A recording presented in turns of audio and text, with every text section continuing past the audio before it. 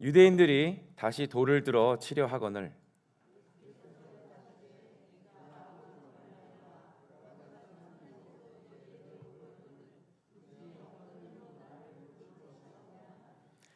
유대인들이 대답하되 선한 일로 말미암아 우리가 너를 돌로 치려는 것이 아니라 신성 모독으로 인함이니 내가 사람이 되어 자칭 하나님이라 함이로다.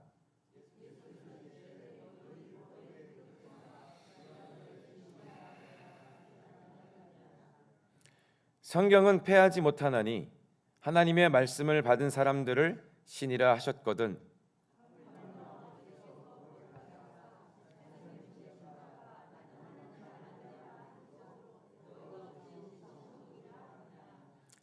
만일 내가 내 아버지의 일을 행하지 아니하거든 나를 믿지 말려니와.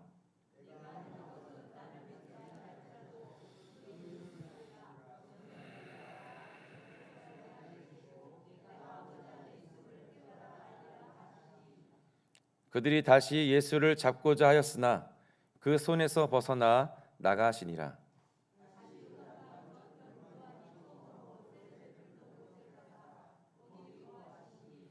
많은 사람이 왔다가 말하되 요한은 아무 표적도 행하지 아니하였으나 요한이 이 사람을 가리켜 말한 것은 다 참이라 하더라.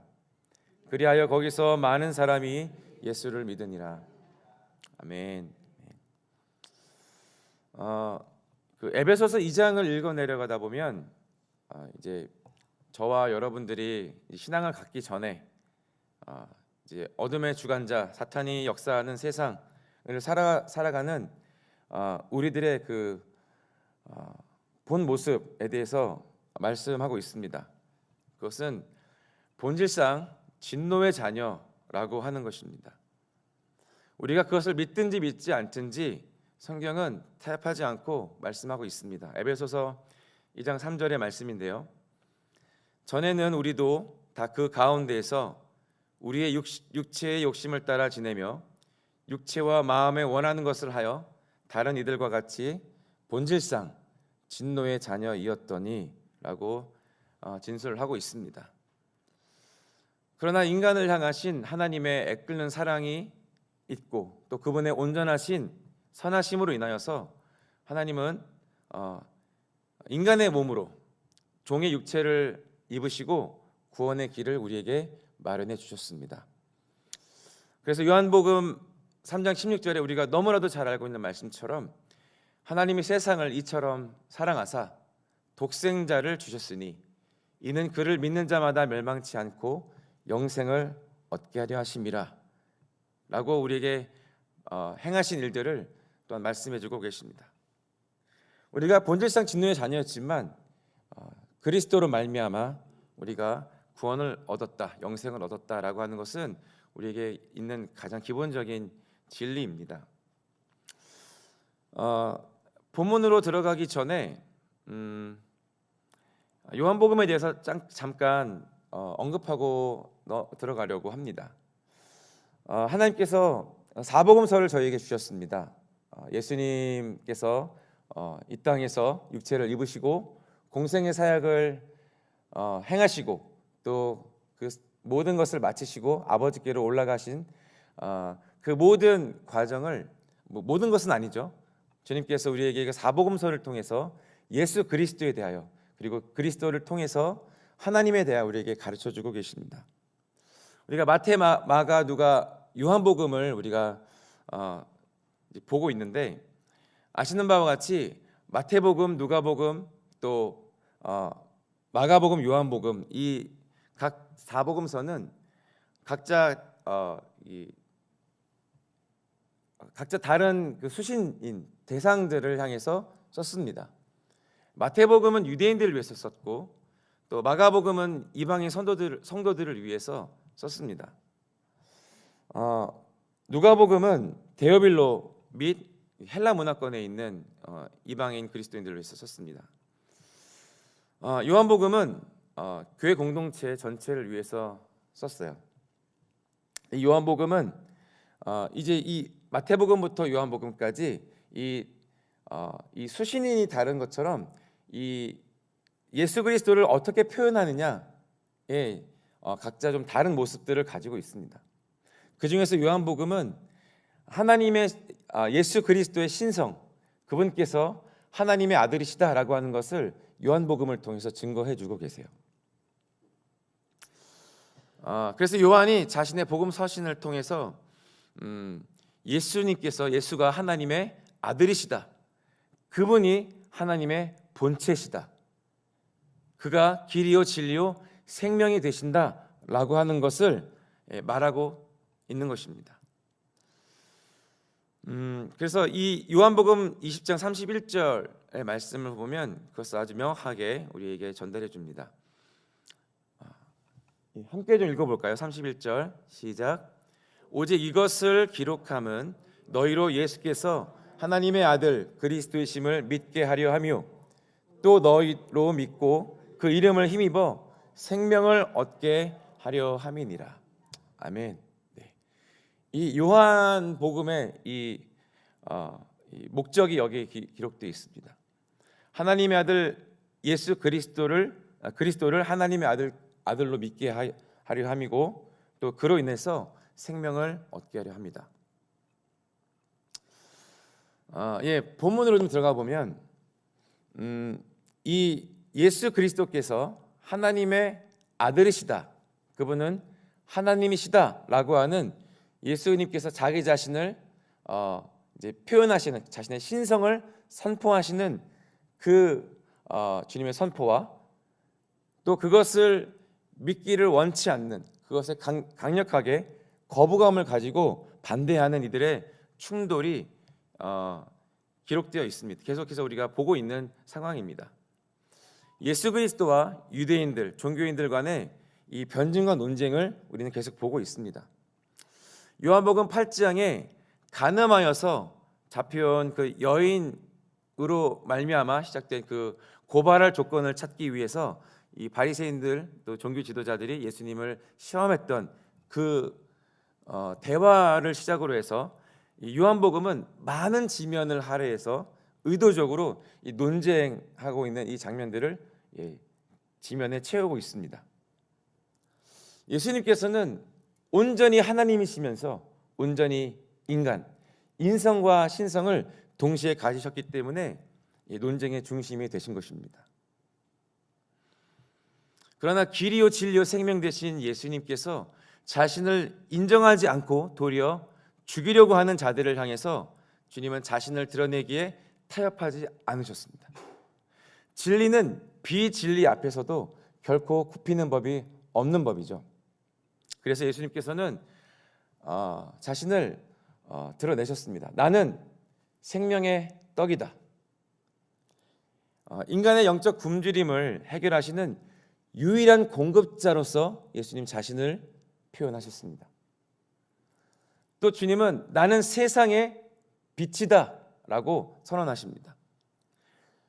죄와 죽음의 어둠 속에서 길을 비추시는 인도자가 되신다 라고 하는 것을 말씀하고 계세요. 또 뭐라고 주님 표현하십니까? 나는 양의 문이다. 구원과 안전을 위해서 반드시 통과해야 할 유일한 통로다 라고 예수님께서는 자신을 선포하십니다. 또 나는 선한 목자다. 양들을 위해서 목숨을 버리는 희생적 사랑의 주권자로서 주님 자신을 말씀하고 계십니다. 오늘 우리가 읽은 이 본문의 이 앞절 30절을 보면은 예수님의 또 다른 선언이 나오는데요. 그것은 나와 아버지는 하나이다 라고 선포하십니다. 이 선언으로 인하여서 유대인들이 분노에 가득 차서 우리가 이 31절에 읽었던 것처럼 돌을 집어들었습니다. 예수님을 죽이려고 하는, 예수님을 즉각 심판하려고 하는 그러한 찰나의 순간에 다다르게 된 것입니다. 참 성경을 많이 아는 자들, 성경을 연구한 자들, 바리새인들과 서기관들에게 참 역설적인 것들이 있습니다. 그것은 그들이 그토록 아끼는 성경에서 말씀하고 있는, 성경이 예언하고 있는 그 성경의 주인공이 되시는 예수 그리스도를 도리어 알아보지 못하고 죽이려 한다라고 하는 것입니다. 왜 이런 일이 계속해서 벌어질까요? 예, 그들은 성경이라고 하는 텍스트는 가졌습니다. 그러나 그 성경에 담겨져 있는 하나님의 마음, 컨텐츠는 잃어버렸기 때문입니다. 그들은 성경을 사랑한다고 자부했고 율법을 지키기 위해서 열심을 내던 사람들 아닙니까? 그들이 아주 못된 악당이어 가지고 이제 예수님을 죽이려 하는 게 아니라 오히려 그들이 하나님을 너무 잘 알고 있다라고 그들이 자부하고 있기 때문에 그들의 눈에 메시아는 이러이러해야 한다라고 하는 아주 정교한 신학적 틀에 갇혀 있기 때문에 예수님을 죽이려 했던 것입니다. 그들의 지식은 너무 견고했기 때문에 그 틀을 깨고 들어오시는 살아있는 말씀, 살아있는 하나님을 수용할 수 있는 공간이 그들에게는 없었기 때문입니다. 주님께서 선언하십니다. 30절과 31절에 나와 아버지는 하나이니라 하신데 유대인들이 다시 돌을 들어 치려 하거늘.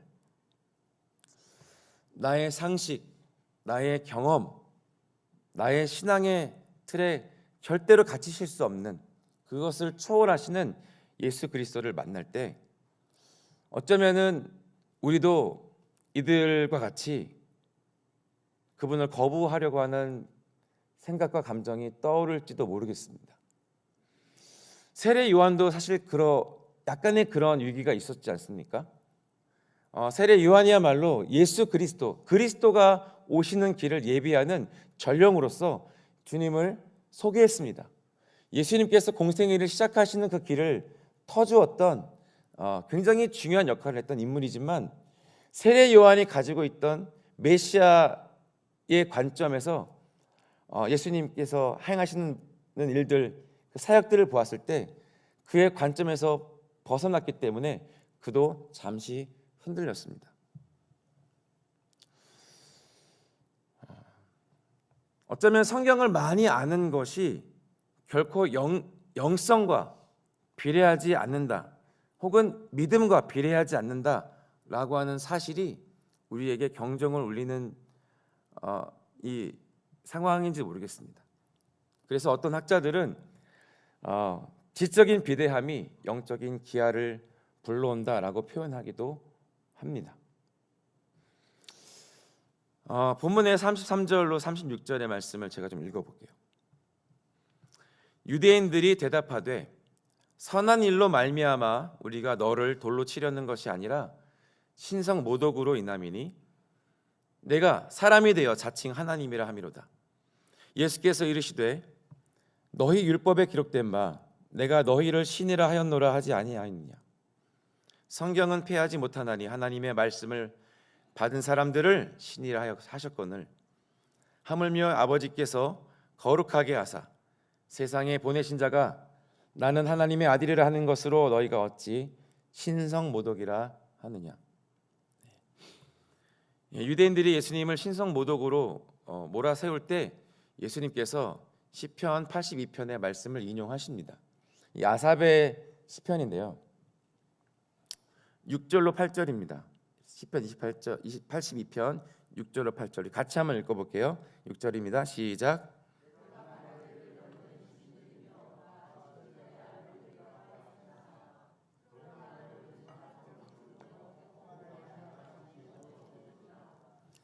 하나님이여 일어나사 세상을 심판하소서. 모든 나라가 주의 소유이기 때문이니이다. 네, 이 말씀을 주님께서 인용하셨는데요. 내가 말하기를 너희는 신들이며 다시 준 자의 아들들이니라 했다. 이 말씀을 인용하셨습니다. 이 시편 28편은 불의한 재판관들을 꾸짖는 내용입니다. 하나님을 대리해서 하나님을 대신하여서 공의를 행해야 되는데 이 공의를 행하는 하나님을 대리해서 공의를 행하는 이 인간의 통치자들을 이제 이 시편 82편에는 엘로힘이라고 이제 기록되어 있습니다. 이제 신들이라고 기록되어 있거든요. 그래서 이 하나님의 대리자도 신이라고 불렸다면은 하물며 진짜 아들 되시는 예수님께서 신이라 불리는 것이 무엇이 문제가 있는가라고 하는 그러한 논리로 이들의 의견에 반박하고 계십니다. 너희 성경에도 하나님의 말씀을 받은 자들을 신이라고 부르지 않았느냐? 그래서 단지 말싸움에서 이기기 위해서 이 말씀하신 것이 아니고요. 너희가 성경의 권위를 인정한다면 그 성경이 인간에게조차 신적 존귀함을 부여했던 사실을 왜 모르느냐라고 반문하시는 말씀입니다.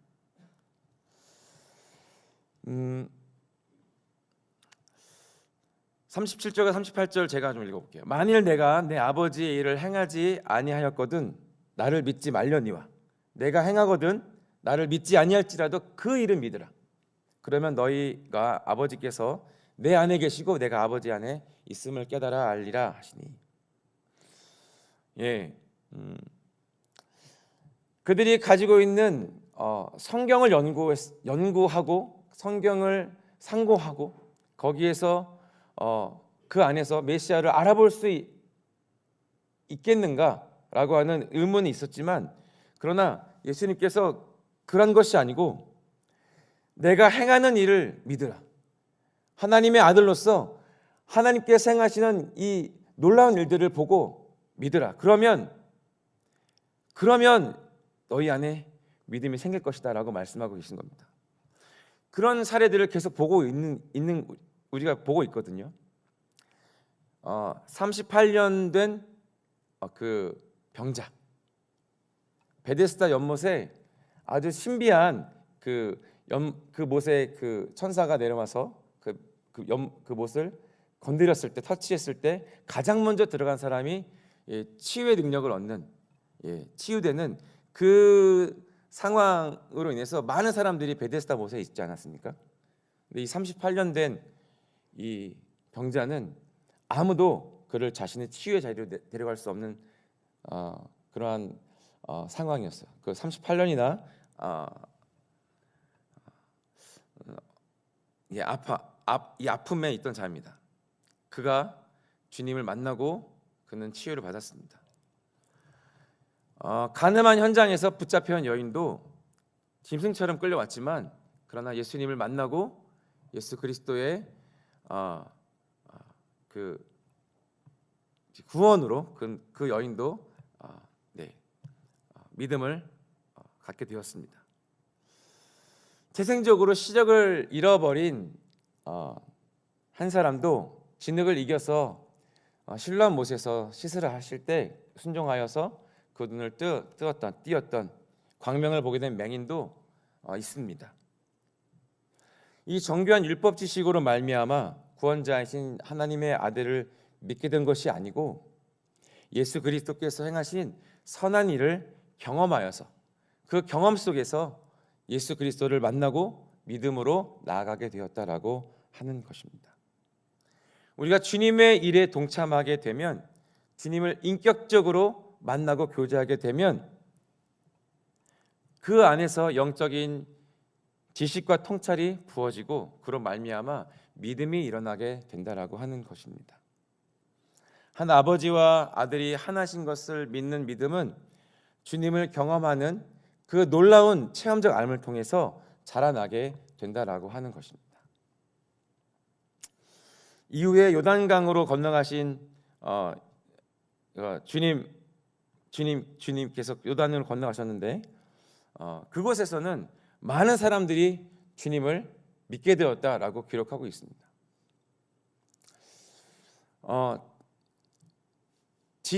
지식은 지식일 뿐입니다. 우리가 이제 설교를 통해서 그런 얘기를 많이 듣습니다. 지식은 무엇에 대한 정보일 뿐입니다. 우리가 지식의 양이 많은 것은 굉장히 유리하고 좋은 것입니다. 우리가 성경을 연구하고 또한 성경에 대해서 우리가 많은 지식을 습득하는 것은 우리에게 많은 무기를 갖고 있는 것과 동일합니다. 그러나 그것에 대한 정보를 많이 갖고 있는 것과 그것에 대해서 경험하여 아는 것은 조금 다른 얘기라고 할 수 있겠습니다. 저기 사순절 기간을 보내고 있고요. 그리고 이제 이번 한 주간에는 룸처치 이제 모든 이제 교인들이 룸처치를 이제 하자라고 하는 캠페인으로 우리가 한 주간을 보내게 될 것입니다. 우리가 예배 영상 시리즈로 계속 이제 예배에 대한 얘기도 듣고 있고요. 또 룸처치를 하게 되게 됩니다. 주일 예배 영상 시리즈를 들으시면서 여러분은 어떠셨습니까? 어제는 이 찬양과 경배에 대한 이제 강의를 듣고 실제로 이제 예배의 그 표현들을 우리가 일부지만 행해 보았습니다. 그러나 우리가 이 예배 행위에 대한 많은 지식이 있다 하더라도 하나님을 만나지 못하면 그것은 다 껍데기에 지나지 않습니다. 예수님께서 바리새인들과 종교 지도자들에게 그들을 책망하시고 꾸짖었던 것은 그들의 행위 때문이 아니었습니다. 그들의 행위는 옳은 것이었어요. 그들은 말씀을 지키고자 하였습니다. 그러나 그들의 내면, 그들의 동기는 하나님으로부터 멀었기 때문에 주님께서 그들을 꾸짖으셨어요. 성경을 가지고 있는, 텍스트를 가지고 있는 이 바리새인들과 유대인들이 주님을 알아보지 못했습니다. 메시아를 그들이 기다렸지만 메시아를 도리어 살해하려고 했습니다. 그들은 주님을 인격적으로 만나지 못했기 때문입니다. 예수 그리스도를 하나님의 아들로 우리가 알게 되는 것은 진정한 삶은 그분을 인격적으로 만날 때입니다. 그분을 믿게 되는 우리가 믿음으로 나갈 수 있는 가장 중요한 계기는 주님을 인격적으로 만날 때입니다. 하나님께서는 언제나 우리의 외모를 보지 않으시고 우리의 내면, 우리의 동기를 살피시는 분이라고 말씀하고 있습니다. 하나님께서는 온 땅을 두루 감찰하사 전심으로 자기를 향하는 자들에게 능력을 베푸신다라고 말씀하고 있습니다. 주님의 눈은 지금도 이 열방 가운데, 이 온 세상 가운데 온 마음으로, 전심으로, 중심으로 하나님을 찾는 자들을 주님은 살피시고 계시다라고 하는 것입니다. 저희가 한 일주일 이제 룸처치 우리가 큐티 이제 잘 알고 계시죠? 룸처치를 하는 이유, 우리가 큐티를 하는 이유, 우리 각자마다의 이유가 있을 겁니다. 우리가 성경을 읽고 성경을 통독하고 우리 신앙생활 가운데 말씀을 가까이 대하는 갖가지 이유가 있습니다. 그러나 때로는 우리가 행위에 그칠 때가 종종 있는 것 같습니다. 우리는 목표치가 있고 우리 그 목표를 채우기 위해서 행위를 합니다. 그러나 그것은 우리가 행위에 불과한 것이죠. 우리가 그런 행위를 하는 것은 그 행위 배후에 계신 주님을 만나기 위해서 아니겠습니까? 우리가 이 성경을 우리에게 주신 것은 이 성경 자체, 물론 이 말씀이 주님이시지만 이 성경을 통해서 하나님의 음성을 듣고 하나님을 만나기 위해서 우리에게 이 텍스트를 주신 게 아니겠습니까? 우리가 한 주 동안에 이제 월요일이니까 이제 한 주가 시작이죠. 룸처치에 대해서 이제 강조할 겁니다. 오늘도 이제 그것을 위해서 기도할 것인데,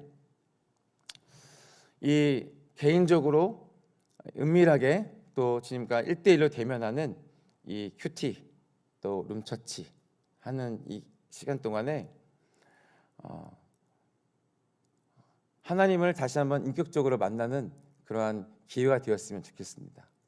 우리가 주님을 정보로서 아는 것이 아니라 주님을 경험하여서 아는, 주님을 체험하여서 아는 그 영적인 지식으로 가득 채웠으면 좋겠습니다.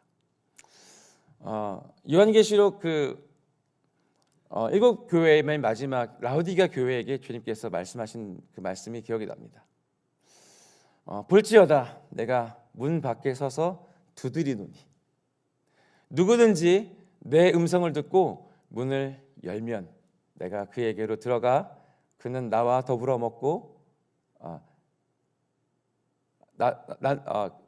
그는 나와 더불어 먹고 그와 더불어 이제 끝이 생각이 안 나는데 주님과 교제가 있다라고 하는 것입니다. 기도하고 싶은데요. 이 라오디게 교회에게 하신 말씀이 우리의 심령을 두드리고 계신 주님의 음성이 이제 우리 일주일 동안에 주님의 음성을 듣고 문을 여는 시간 되기를 축복합니다. 주님을 경험하여 아는 그 진정한 암, 살아 움직이는 생생한 믿음, 하나님과의 교제 속에서 일어나는 놀라운 주님과의 친밀함의 교제, 하나님을 더 알기를 원하고 하나님을 더 사랑하기 원하는 내 속에서 일어나는 뜨거운 열정, 하나님을 향한 끊임없는 목마름과 주님이 아니고서는 도저히 나의 삶을 더 이상 영위할 수 없다라고 하는 그 간절한 하나님과의 그 연결이 일주일 동안에 우리 가운데 불붙듯이 일어나기를 주님의 이름으로 축복합니다. 우리가 개인적으로 하나님과의 더 진실되고 온전하고 그리고 하나님과의 그 살아있는 교제로 말미암아 주님의 음성과 약속과 또 주님의 치유와 회복과 또 우리의 인생을 설계하신 주님의 그 부르심에 다다르는 우리 모두가 되었으면 좋겠습니다.